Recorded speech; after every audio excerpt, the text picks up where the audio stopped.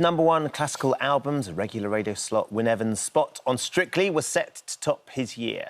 But not long after hitting the Strictly ballroom, Wyn found himself at the centre of a media storm after his professional dance partner, Katia Jones, appeared to move his hand from her waist during a live show. A controversy didn't stop there. Ahead of the Strictly Live tour launch, Wyn gave a fellow contestant what he now describes as an inappropriate and unacceptable sexual gift. His actions led to his exit from the Strictly tour and his BBC radio contract not being renewed. This morning, in his first TV interview since those events, Wyn is here to tell his side of the story. Wyn, good to see you this morning. Thank you for coming in. Morning. What a catch, eh? It's been quite a year. Yeah. It has. Kat and I were only sort of talking about this yesterday, because you came in and you announced being on Strictly. Yeah. You were so excited too. You did the worm. Yeah. And there was so much high excitement and optimism and expectation. It's not been quite like that, has it? No, it's not been like that for me. Loads of people do Strictly and, you know, it's a fabulous event and they get on really well with it. For me, it wasn't that kind of experience. I hadn't expected the press the intensity and the focus to be like it was. I mean, I'm sure you guys are used to it now, being, you know, daytime hosts, but for me, to have paps outside the house, to have people following you, to have people hanging on your every word, private conversations, public conversations, all fair game for the newspapers, to put their own narrative on it was extraordinary. So let's start off by talking about the photo call, because that is a situation, actually, where you know that there are people out there to take your pictures. There's lots of press. There's lots of press. There was an alleged remark. What happened there? OK, so we were just there with the photographers. The reporters had left. OK. But we were there having some stills taken. I was there. I was talking to Jamie Borthwick. I had this nickname for him, which was Old, and then the word in question, and Boy. So I used to call him this because he could contort his legs over his head. I didn't know there was a reporter still there recording, apparently, on their phone from quite a distance away, and then put their own spin on it, their own narrative on it, taking out the words Old and Boy, which you can absolutely see on the video. It's absolutely crystal clear. And when we've had the volume looked at, you know, the words are there. They're there for everybody to see. She's just said that even though I'm looking at Jamie, they claim that I'm directing this word at Jeanette. And it's totally been taken out of context. Absolutely. The narrative is so wrong on it. In fact, when I saw the narrative in the newspaper, I was just shocked and horrified, because instead of a nickname with another word for rotisserie in it, you know, because this guy could get his legs behind his head like a chicken, it's turned into this sexual innuendo. And I was mortified, absolutely mortified by it. And, you know, I've spoken with Jeanette, as you know, afterwards, and, you know, A, she didn't hear it, B, there was never been any complaints about me, ever, and I was just like, how can somebody take a narrative and change it and, you know, everybody just believe it? Of course, at the time, I'd just lost my brother, I'd broken my foot, I was lying in a hotel room in Glasgow with all these newspapers kind of getting in touch with you. You know what it's like. They ring you the day before, as late as possible, to try and get you to make a comment. The Strictly press tour people rang me and they said, look, you meant to have said this word. Now, if I said to you, Kat, you've said something that's really offended me, you'd go, I'm sorry. Yeah. And I said, oh, God, I'm sorry. Yeah. They took that as an apology. They didn't run it by me. They sent it off to the newspaper. They printed that as my apology. Yeah. And that's the situation I was in. And, of course, then it looks like I validated the story. In reply to that, they came back and said the apology issued on Wyn's behalf by the Strictly Come Dancing tour PR representative on Saturday, 25th of January, was fully approved by Wyn. No, it's not true. You don't believe that? No, that's not true. I've got no email. It was not fully approved by me at all. They have an understanding that that's how they saw it. Sure. That was one of those situations. There were a couple of other incidents as well, as Kat mentioned on the way in.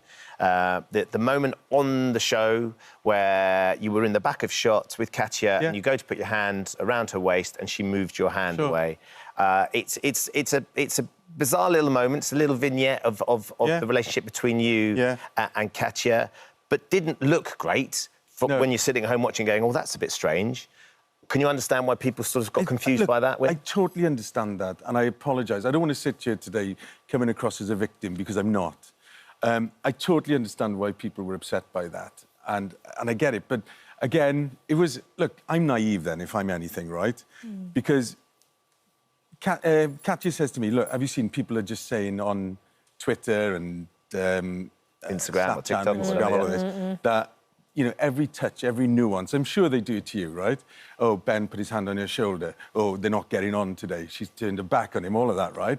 These amateur body language experts.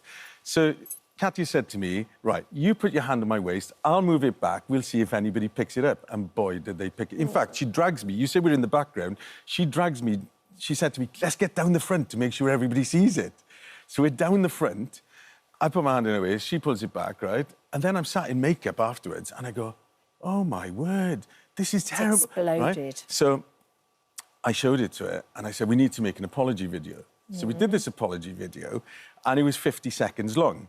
And I remember saying to the people at Strictly, oh, look, we've done this video because, you know... And they said, oh, no, you can't put that, that's too long, right? So they go, just make it 10 seconds. Of course, it turns into, like, some kind of hostage-style video where I'm in the background going, sorry, and then we turn into a private joke that everybody wants to know what the joke was. It was just a body language experiment that was picked up on. And so you're frustrated about that because you feel like the longer version of the video might have seemed more sincere and authentic. Yeah. So what the BBC said about that, for the avoidance of doubt, the video in question was filmed twice. All parties agreed at the time that the second, more concise version would be better suited for social media. We know that people on social media have a very short attention span. Absolutely. So you can understand why getting it in short 20-second bursts might have been more impactful. I understand that, but I still think it's the wrong decision. And, of course, I think the thing about Strictly, what I love about Strictly, if I can just say this, what I absolutely adore is the thought of a little girl or a little boy with their sparkles on a Saturday night with their little paddles going, oh, yeah, give him a 10. And I love all of that, right? But the press interest in it, it's a juggernaut. It's extraordinary. And I just don't think that the BBC are quite in control of that press element to it. Do you feel like you were, and the other contestants were helped to understand the focus that you were going to get? So little things like Katya saying, oh, this will be funny to do, they might be able to say, don't think you can play a game like that because it will get picked up and it will run as a story. The comment that you can make, the nickname you might have for Jamie, as inoffensive as it is to him, out of context could feel very offensive, and seem very offensive. 100%, and I totally get that. You know, it's just those little things that you do on the spur of the moment, you know, that you think, oh, this is funny, and it's not funny. You don't think it through because your mind doesn't work in that way. Yeah. Well, one thing that was premeditated and not spur of the moment was the gift that you sent Jamie. Yeah. Explain that to us. OK, 100%. I'm so glad you're asking me because I want to talk about it, Yeah. right? So we're on tour. We're spending 24 hours a day with people. You get to know people really well, OK? And it was just a joke that went too far. He'd been talking about this thing backstage. Everybody in the dressing room was, oh, let's get him one. Let's get him one. Talking about a sex toy? Yeah, sex toy. I ordered him one off of Amazon. It arrived. As soon as he opened it, the kind of joke was over. It never left the dressing room. It went straight in the bin. I didn't know he'd made a video to send to a friend. Right. Saying that this, you know, had been given to him. So that was a joke that went too far, and I apologise for that. The whole thing also, I think, has been relentless. It feels as though it's, you know, a comment after comment and article after article. This can't have been good for you mentally. I've had clinical depression since 2016, diagnosed. And it took me in... And I want to talk about it today because I want other people to find strength from that. Yeah. It took me into the darkest spot of my life. I'm sure it When did. the headlines keep coming and coming and coming, and you must have been there yourself, when something gets picked up and it just doesn't stop. And I was at my lowest ebb. I wanted to end my life. I would have if I hadn't been surrounded by people. At one point, one of the newspapers was so relentless. I remember saying to my girlfriend, I have to kill myself. I have to, because this is what they want now. They just want me to kill. The same people that were writing Be Kind a few years ago are still relentlessly going after you day after day after day. And that is exhausting. Yes. You can't sleep, you can't do anything. You just full of these thoughts the entire time, and it just takes over your life. And how has your family and friends been able to turn that around for you, and how have you turned that around? So I was under the crisis team for a month, where they just look after you the whole time. And my friends and my family and my girlfriend did a rota that they could be with me 24 hours a day, sitting up with me, because it was just so relentless. But I said to my daughter, you know, I said, I'm sorry I brought shame on the family, because even though I didn't do what they said I did, I'd still brought all these headlines. Sure, I understand. And she just said, look, Dad, I know you. You're just a kind person, and I just want you to know that I can see the video. I've seen it for myself. I know exactly what you said. And so they've been utterly brilliant, and my girlfriend has been fantastic as well. How have the BBC been? I haven't heard from them since I got suspended. To me, I haven't heard from them, so I don't know. They've only spoken to my lawyers. Right. Their right of reply to what absolutely. you've said is we provided comprehensive duty of care for Wyn that included support by wellbeing professionals. He was also provided with direct access to designated contact at the BBC, who was available to assist him at any time. Plus, he has been offered continued support since his contract with the BBC concluded. Right.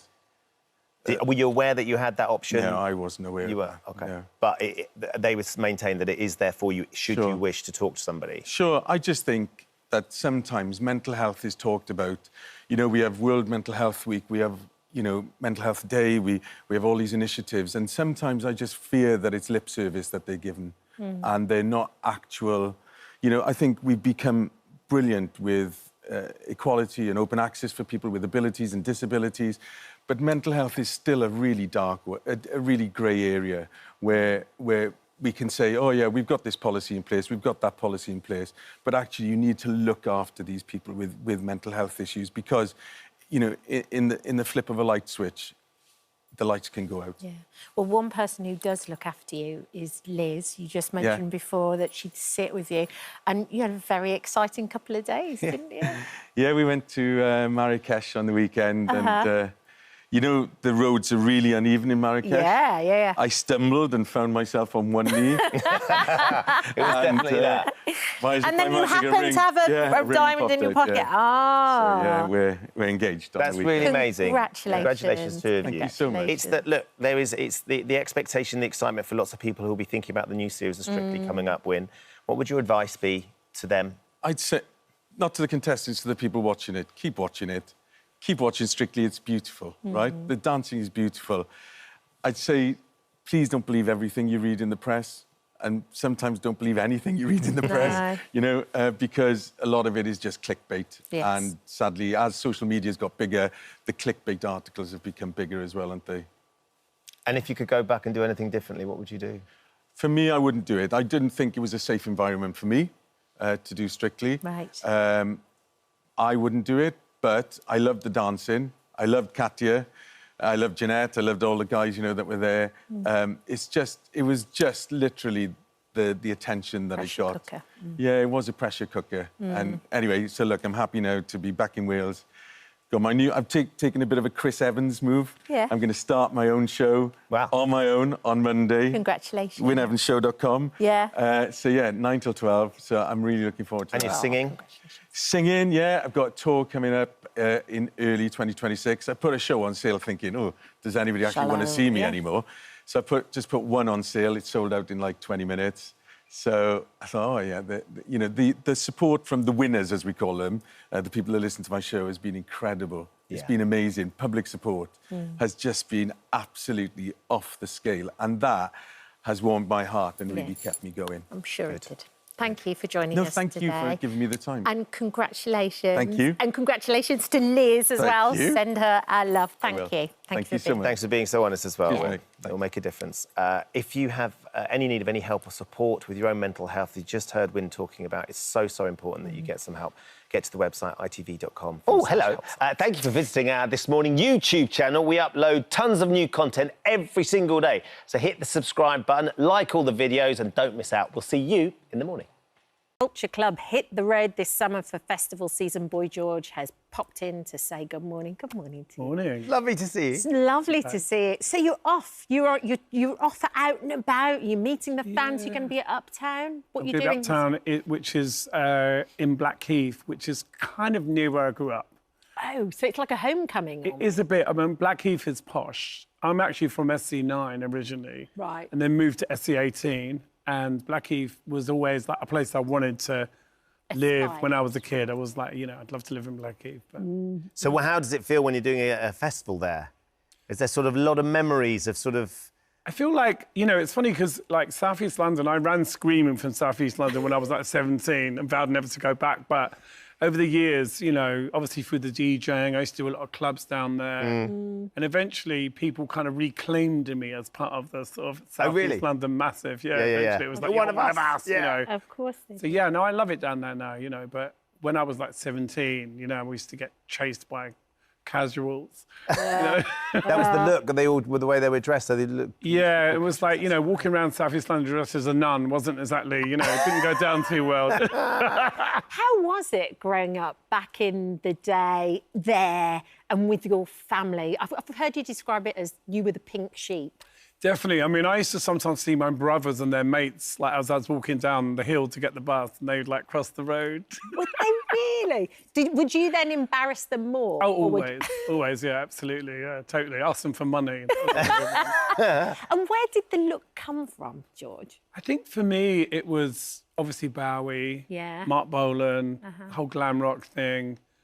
I've always just loved music, even like things like 50s music, Elvis Presley, Eddie Cochran. I just loved show business. Yeah. I just was drawn. But you come from a pretty straight family background. How did your mum and dad react when all of a sudden you're dressing like that and going out and being who you are? My dad always used to try and get me to go to the boxing club. My dad used to say, you need to toughen yourself up. If you're going to walk around looking like that, you need to be able to handle yourself. And of course, I wasn't really interested in fighting people. But my dad's advice was learn to punch. And then if someone hits you, you can hit them back. But no, that wasn't for me. That wasn't for me. So, did they... I mean, obviously, they knew it was you and you were happy doing that. Did they embrace it or did they sort of...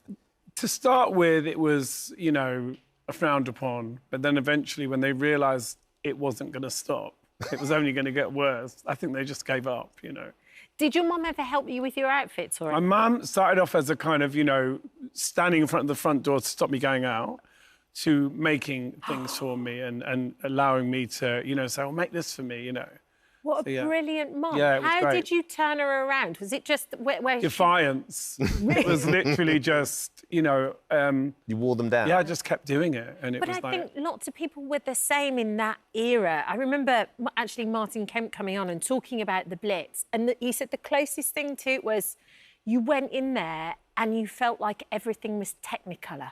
Like your senses were heightened. Everybody was dressed differently. Also, when you're like 17, you don't really care what other people think. Do you know what I mean?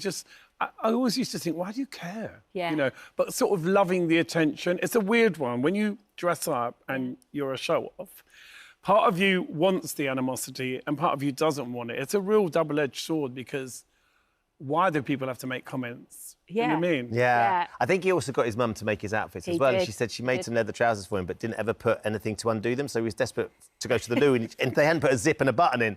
So he was just... My mum was an excellent seamstress. It was like she would copy Vivienne Westwood clothing. And in fact, one time I was in Paris wearing a pair of trousers my mum had made, and Vivienne came up and inspected them, and she goes, they're not mine. I said, no, my mum made them. And she looked at me, she said, tell her she did a fantastic job. Wow, praise from Vivienne Westwood. It must have been your mum's proudest moment, like printed up the T-shirts with that on. One of the lovely things when Culture Club and you'd really hit the scene, of course, there was plenty of interviews that you've done over the years, George, where you talk about the future, you talk about who you are, and we found a clip of nearly 40 years ago of an interview where someone asks you what you would like to be remembered for in 40 years. And here we go. This is what you said.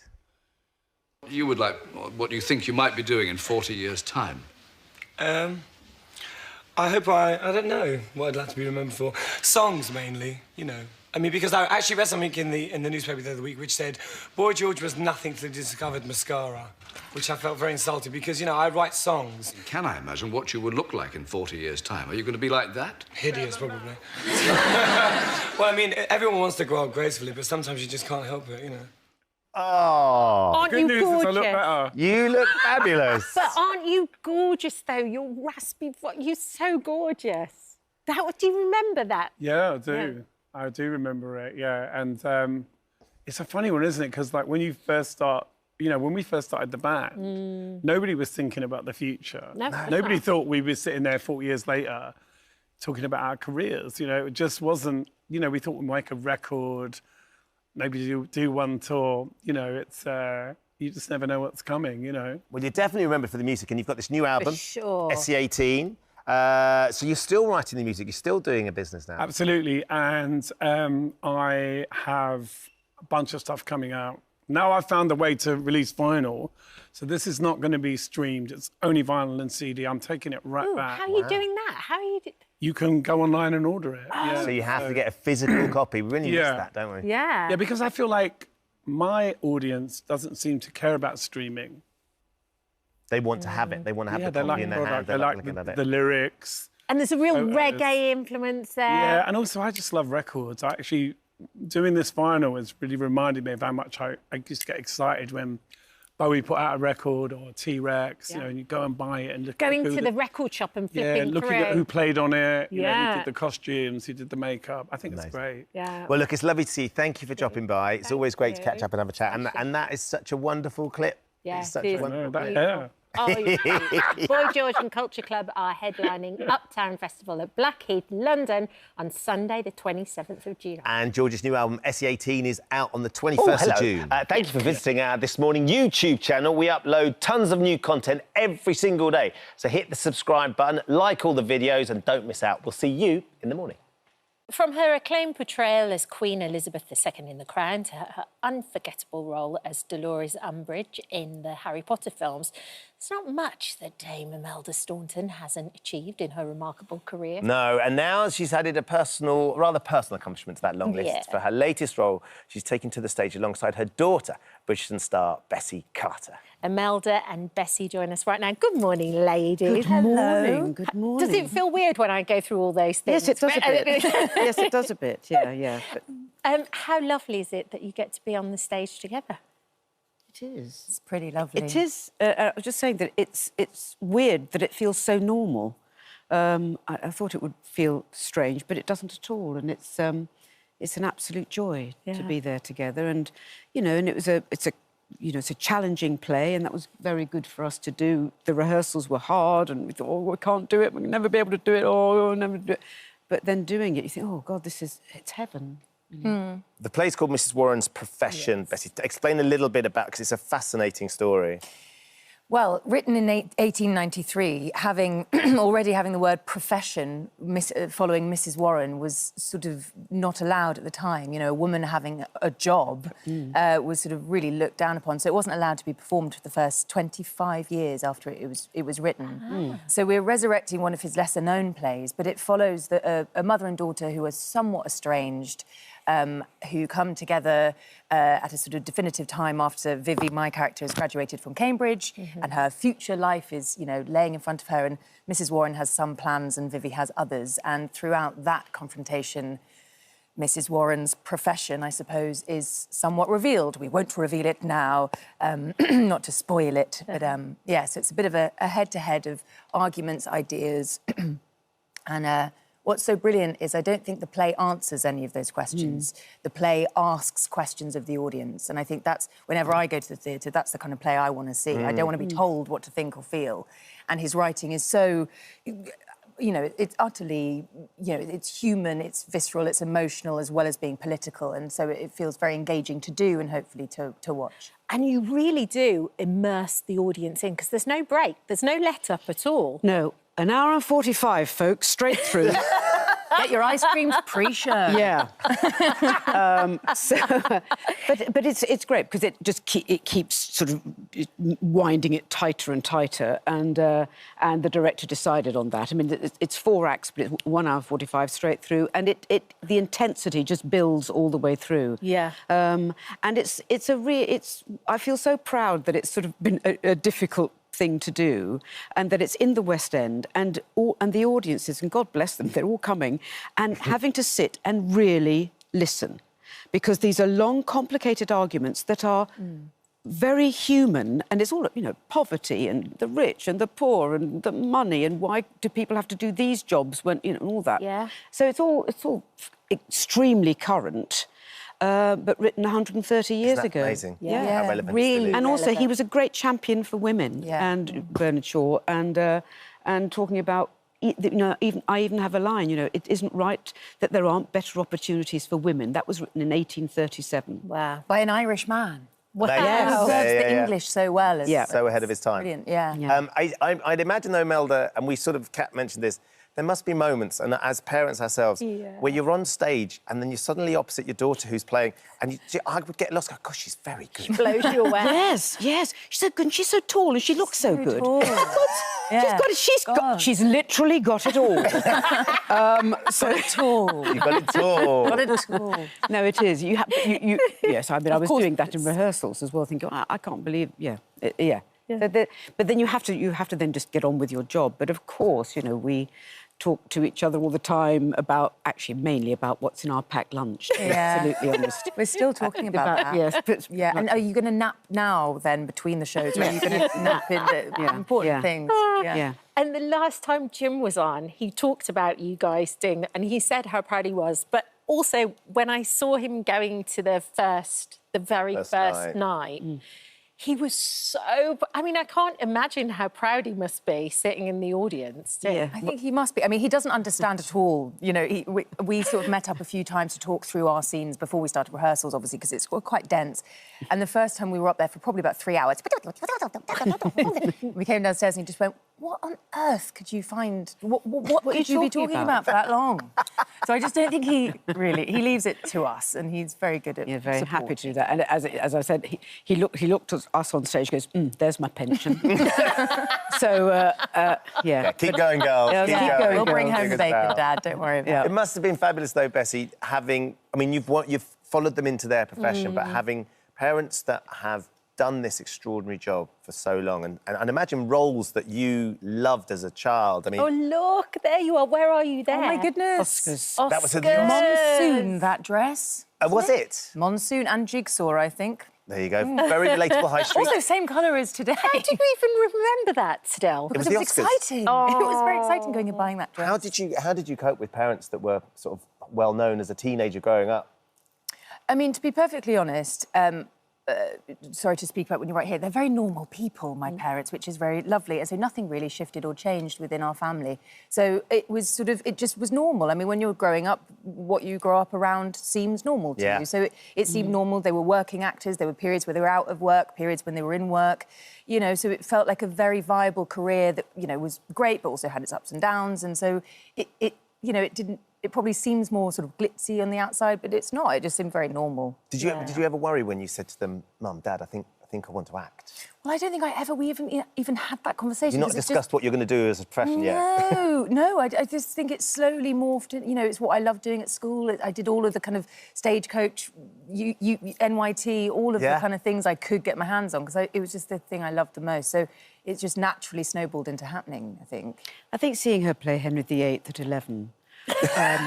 was actually in the hit musical Henry the Jude was a turning point. Definitive. Let's be honest. Didn't she forget the tummy, though, or something? I forgot the tummy, and I had to use a jumper, and I was devastated. I mean, it was so unprofessional. Was that when you realised she was destined for the stage, when she was upset about forgetting the tummy? No, she was. I thought, oh no, you've got something. You're only 10 or 11, and you've got something, and I, you know, you don't really know what that is. Yeah. But if you've got there's confidence. All you can give your child, I think, as a parent, is confidence to fail and to succeed, because they're both dodgy in equal measure. So just, you know, and she had the confidence. And so then I thought, well, it's up to you now. Well, look, long may the success continue. Yes, absolutely. Rave reviews, I've seen. Fabulous to see you both. Yeah, Thank you for popping in. Thank you very much. It's really, really lovely here. Thank you. Mrs. Warren's Profession is on at the Garrick Theatre until the 16th. Oh, hello. Thank you for visiting our This Morning YouTube channel. We upload tons of new content every single day. So hit the subscribe button, like all the videos, and don't miss out. We'll see you in the morning. Now, 15 years ago, our next guest hit rock bottom and was struggling to find a way out. Today, she's a self-help superstar and the most listened to woman in the world. She has more than 21 million followers on social media, A-list fans like Oprah, the Kardashians. Mel Robbins is one of this century's most influential voices. But how exactly has she managed to not only help herself, but give people all around the world the tools to change their own lives for the better? Well, it all comes down to two very simple words. Let them. Let them. Just let them. You're just going to say let them. Let them. Let them. Let them. When I say let them, I get a jolt of superiority. And this is why people get this tattooed on their bodies. By far, just one of the best self-help books I've ever read. This is what you can't control. This little guy right here, that's you. I love what you said about being present. It helps you feel the way that you want to feel. I've spent my entire life being the fixer. It is possible to be somebody that helps everybody else without losing who you are. In life, there are always three things I can control: what you think, what you do or don't do, how you process your emotions. The more you let other people be themselves, the better your relationships become. I hope you know just how meaningful you taking the time to be here. And I just want to say thank you so much. It's meant the world to me. Wow, and the incredible Mel Robbins joins us now. Good morning, Mel. Good morning. Mel. Lovely to meet you. We were just talking before and we were saying about where you came from and how you developed this idea and Yes. how you learnt the hard way. Oh my gosh. I don't know what it is about me, but I have to learn things the hard way. And all of the success that you see now, even watching that tape package, I'm like, who is that? And I'm like, oh my gosh, it's me. I think one of the reasons why I'm really connecting and resonating with people is this also happened later in life. Yes. So for those folks that don't know, when I was 41 years old, my husband's restaurant business started going under, and we, like complete morons, had secured the entire thing with our life savings, our house. And so we've got 3 kids under the age of 10. We find ourselves, in US dollars, it was $800,000 in debt. In pounds, it was $600,000 in debt. Liens hit the house. Like, we couldn't pay our bills. I had lost my job, and I found myself lying in bed every morning, unable to get out of bed, because I would just lay there and stare at the ceiling and think, I've completely ruined my life.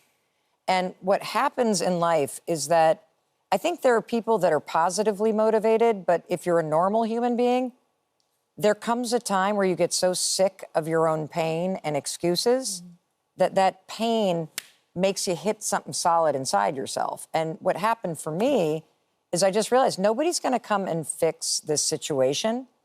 If I want things to get better, I have to figure out how to force myself out of this bed and start doing the little things every day that you know you need to do, but you don't feel like doing. And that's how all of this began. And it's been 16 years of simply putting one foot in front of the other and doing the next thing that I didn't feel like doing that has led to everything that you see now, whether it's the podcast or the books that I write or the impact that I make online with people. Mel, what do you think the Mel that's lying 15 years ago in bed looking at the ceiling thinking, how are we going to get out of this, would make of the Mel that's sitting here now with all of this extraordinary... I don't think that I could have ever even imagined something as extraordinary to happen. And here's the big message. I don't think you realize what you're capable of.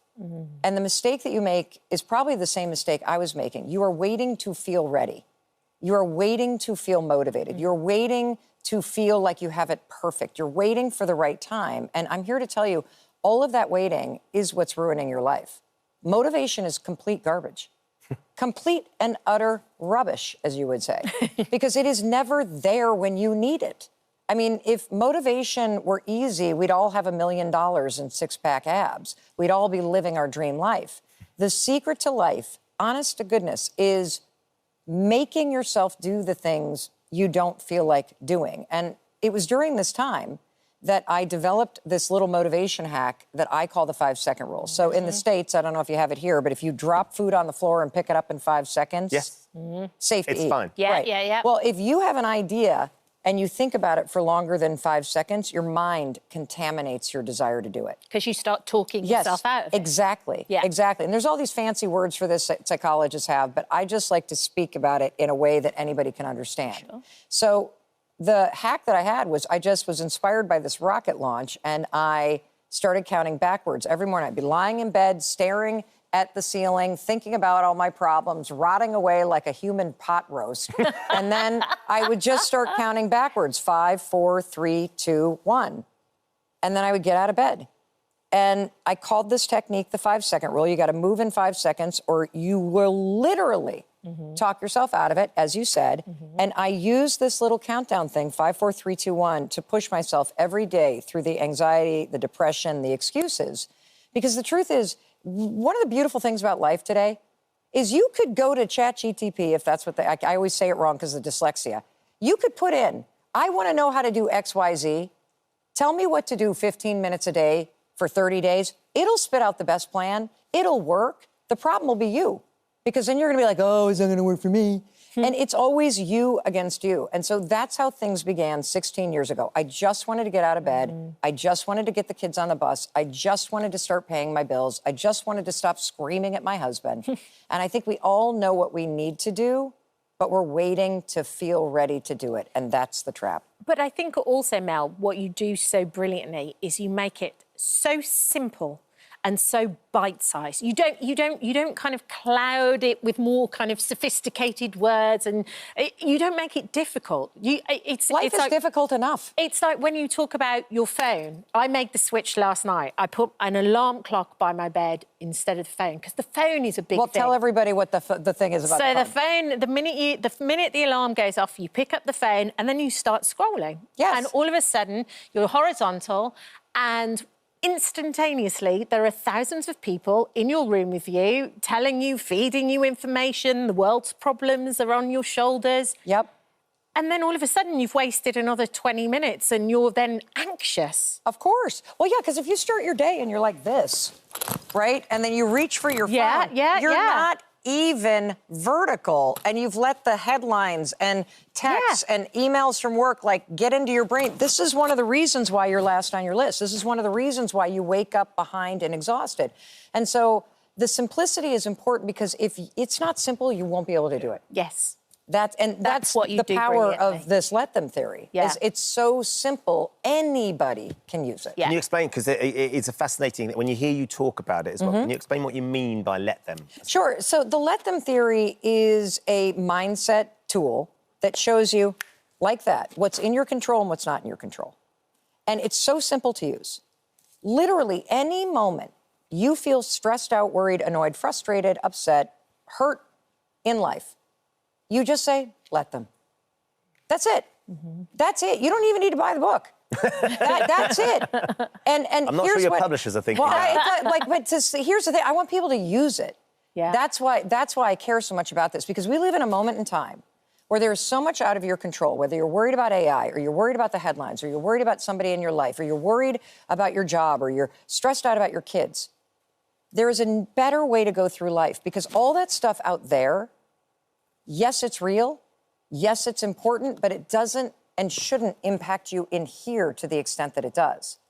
And when you learn, as Viktor Frankl in Man's Search for Meaning, how to see what's out there as beyond your control, but take control by managing your response to it, you gain control of your life. You will never be able to control the amount of traffic and construction in London.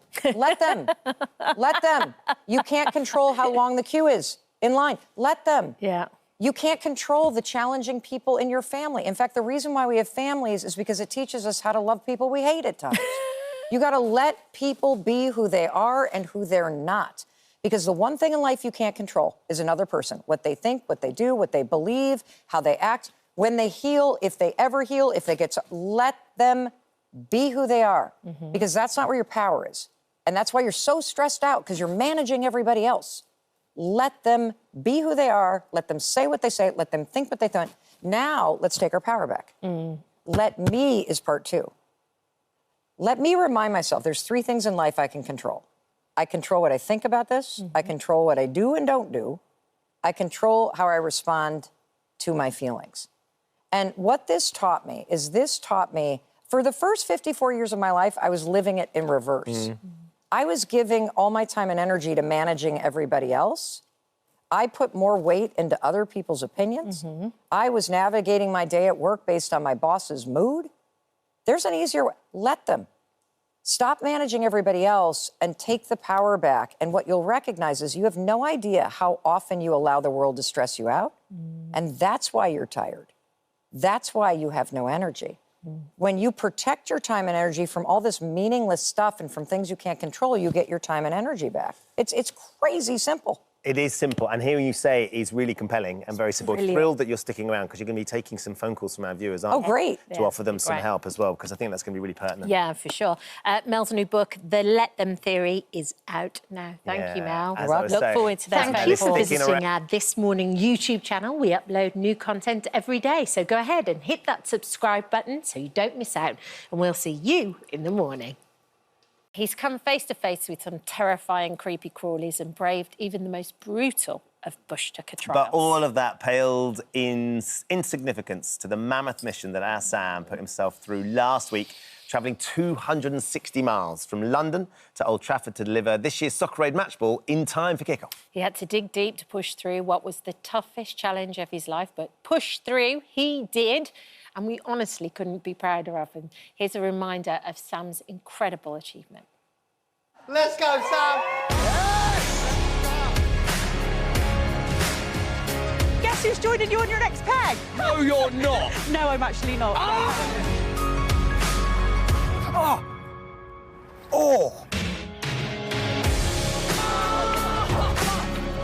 Look what you've done, Sam. I was absolutely fine for the first, 35, and then my calf popped. God, the rain's just coming in now. It's not quite the sunshine you had yesterday. I just...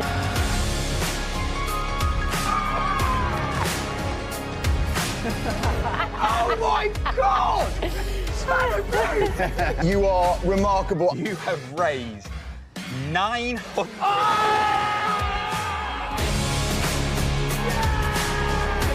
I'm really struggling today, man. I've got nothing left.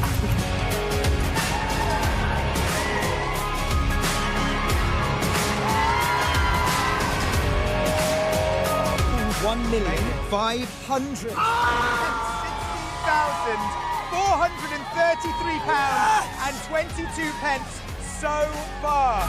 Yes. Oh, the conquering hero! Well done, mate. Look, I'm throwing my glass over. I'm so excited. It's making me... I've got to stop crying. It makes me so You need to emotional. rehydrate just because of so much tears. So many tears, man. I just want to say, actually, from the start, mate, thank you so much for all your support. It was every time I saw you and I heard you, it was literally just, it was like, it made me so emotional. So I really, really, really appreciate it. Ben, obviously, on day one, mate, you turning up, I just tore my calf at that point, and I was so down. Because I was like, I'm gonna have to I'm not gonna be able to do this. I know that I've got so far ahead of me, and you have the strongest mentality. And Ben turns up and he's literally like, mate, one foot in front of the other. You're not completing this. And like he just like, I needed someone who's not gonna mollycoddle me, and you were just the perfect guy for that. It was just, I'm so grateful. So it was a really, I could tell how low you were, because all the planning, all the expectation, all the hope, and you'd had this injury. Day one, it just came out of nowhere. That was significantly worse, as we found out through the week, than we thought initially, even then. Yeah. There was still a hope that actually it was maybe just a strain, but it's a proper tear. And it's just about breaking it down, isn't it, into small chunks. Don't think of it as a big journey. It's the line, not the time. Yeah. That's what Ben kept He on remembers, saying. he remembers. But when you sort of talked about it, Sam, you trained for it, How had the reality of it, how does it compare, do you think? It doesn't compare at all. It feels like a dream and a slight nightmare. But yeah, it's all the training, you don't really know what you're training for almost, because I'm just doing some running and some biking and we'll just see what happens. It's nothing like it. You've got the team surrounding you. We filmed a doc, by the way, which is coming out actually this Friday. It'll be on a Friday. And like, so you've got a van in front of you the entire time with a camera sticking out the boot of the van, all filming all your highs and lows. You've got, you know, people all around you, people beeping their horns at you. You can't really prepare for anything like that. And it's quite overwhelming, isn't it? It's really overwhelming, but in the most beautiful way. It brings so many people together, and I actually was just saying to Ben off air that you feel a bit flat afterwards almost, because you're like, you miss the entire team and you miss that bubble almost. The connection. Yeah, there's so much connection. And I think that's the thing, it just moves people. Every time someone new turned up, from Ben to your brother-in-law to like Pete, when you guys got together, and then we had Orlando in the studio. He sent you that message, and then we had to call him makeup, didn't we, to dry all his tears, because he was like, he's such a good man, he's such a... I mean, to have that level of support must have been amazing. This sounds so cringy, but I really do mean this. I think it shows the power of friendship. Because, and I honestly, wholeheartedly believe in this, that I'm quite like a glass person. Like, I'm actually not the strongest person, as we've seen. But I am the luckiest person to have the support network around me. I didn't complete this. Everyone around me completed it for me. Like, everybody, like, showing up, from my family to my friends and stuff, was the only thing that got me through it, and I'm really, really fortunate. There was an amazing team on the road with you as well. Yeah. They were there all the step away. Like, few of us drafted in and out, but there was an amazing team, wasn't there? It was so great, man. Gary, the physio, was such a good kept guy. you together. You got Taylor, the running coach. Tracy was on the bike with you. Tracy is the most just empathetic but strong-willed person I think I've ever met. And then the UNICEF team as well, like, remembering why you're doing it, and, like, always reminding myself, like, who is out there and who we're trying to help, and the donations. Mate, one of the things that we loved were all the surprises that you kept getting. So we've got a little surprise for you today. Oh, God, no more surprises. Because she's come in to see you, especially to celebrate.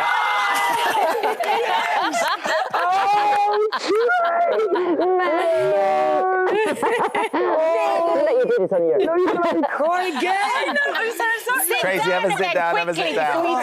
This is Tracy, who was every pedal step alongside Sam on the route. What was it like for you? Oh, it was amazing. I mean, what a guy to do a challenge with, you know? I mean, he just literally gave his all from start, oh, bless him, from start to finish. I mean, you couldn't ask for more from you. No, Trace is a machine. Yeah. Do you know, there was a moment on Thursday where I didn't speak to Tracy for over an hour.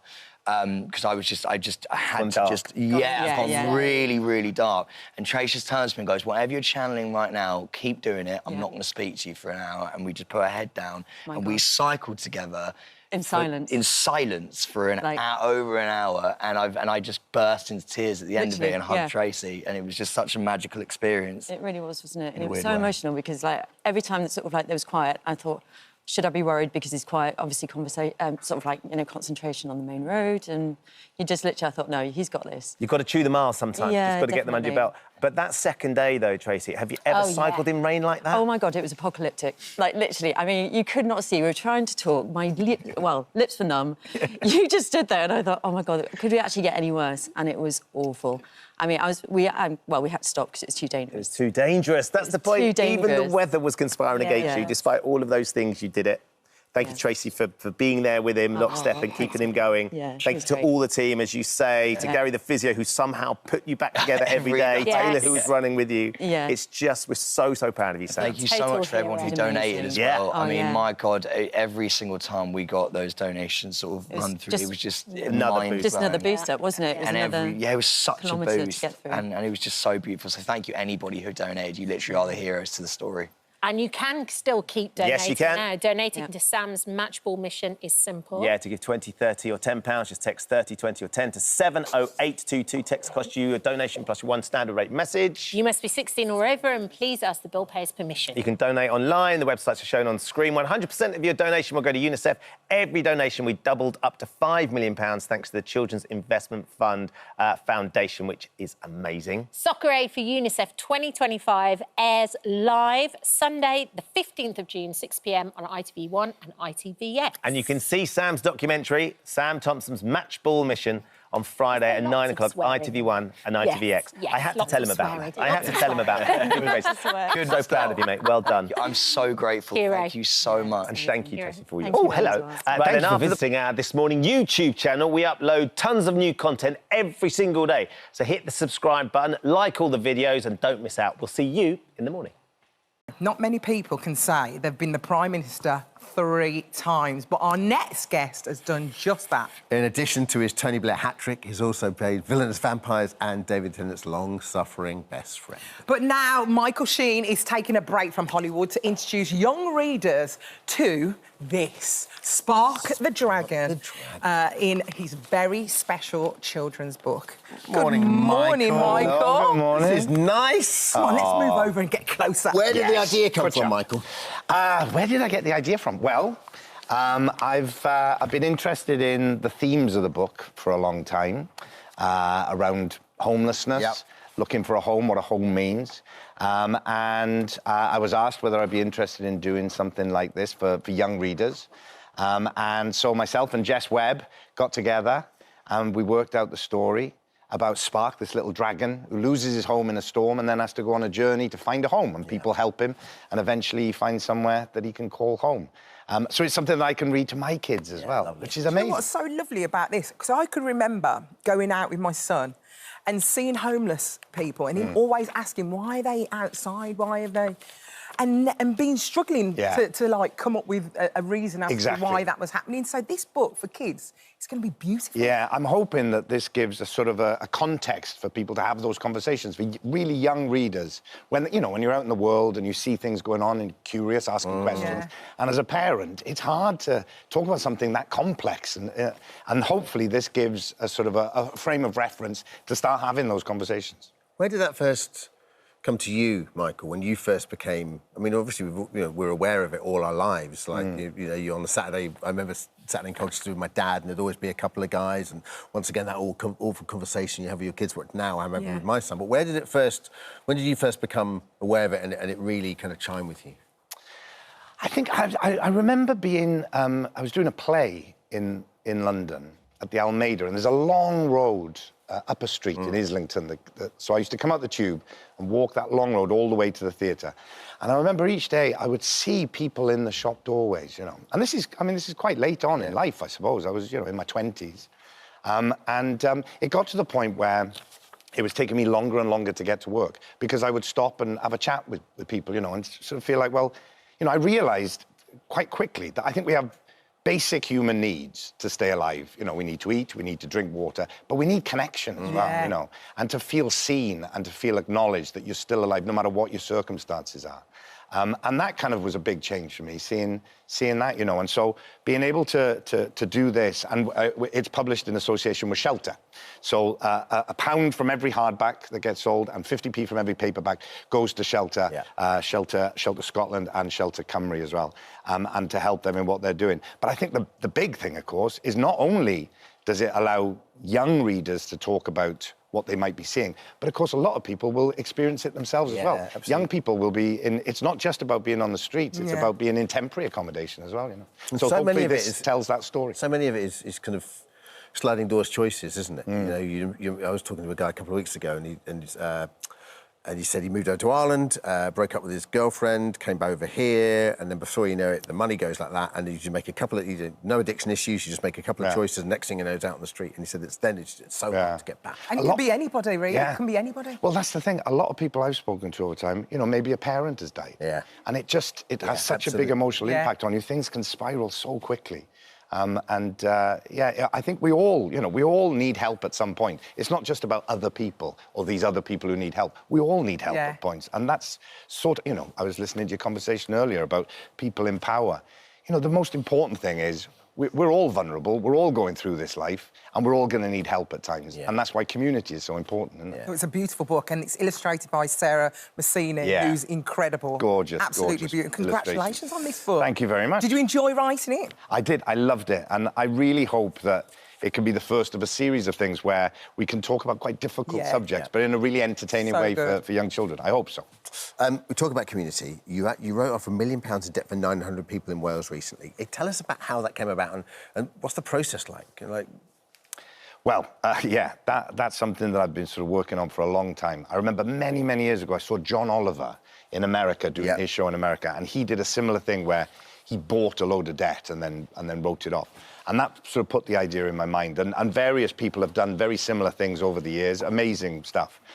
So when I got the opportunity to do it, I realised I had never heard about the secondary debt market. Essentially, companies buy up debt, and then you can buy it cheaper and cheaper. The people who owe the debt still owe the same amount, but the people who are buying it can get it at a lower and lower price. So I realised that I could buy, for £100,000 of my own money, I could buy £1 million of debt.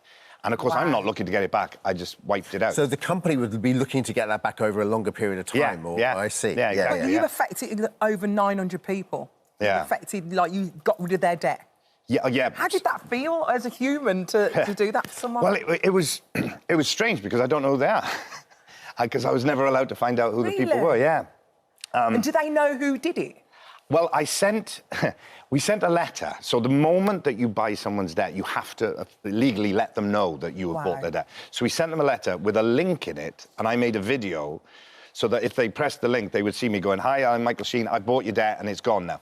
But of course... People think it's a scam. People think it's a scam. Of course they do. It was a stupid idea of mine to do that. So did no one click it? Well, I don't know. I mean, listen, if you're out there, good luck to you. I hope it's made a difference. We have to talk a little bit about Soccer Aid. You're one of the great Soccer Aid heroes. I remember Michael came out, literally, he played for about half an hour and he came hobbling off, and his toe especially, always, his toe is like falling off. But it's coming up like week. I mean, it's one of the most unforgettable experiences of my life. I think it was 8 years I was captain of the rest of the world team, playing at Old Trafford. I mean, it's just extraordinary. But in the end, I was getting injured in the warm-up. I wasn't even getting on the pitch. Oh, look at you. But at least you were there. I was there. You were there. I was there. And we've got to talk about these iconic characters who you have played. There's some incredible ones, but I'm interested to know which character stayed with you the longest after the camera stopped rolling? That's a good question. I played Kenneth Williams, from the Carry On film. Yeah. And it was a very concentrated film. We did it in like 15 days or something, but I did so much research. And when it got to the end, you're such a larger-than-life character. And when it got to the end and they say cut and that's it, I sort of felt like, well, what do I do with this now? I spent the last, doing all this.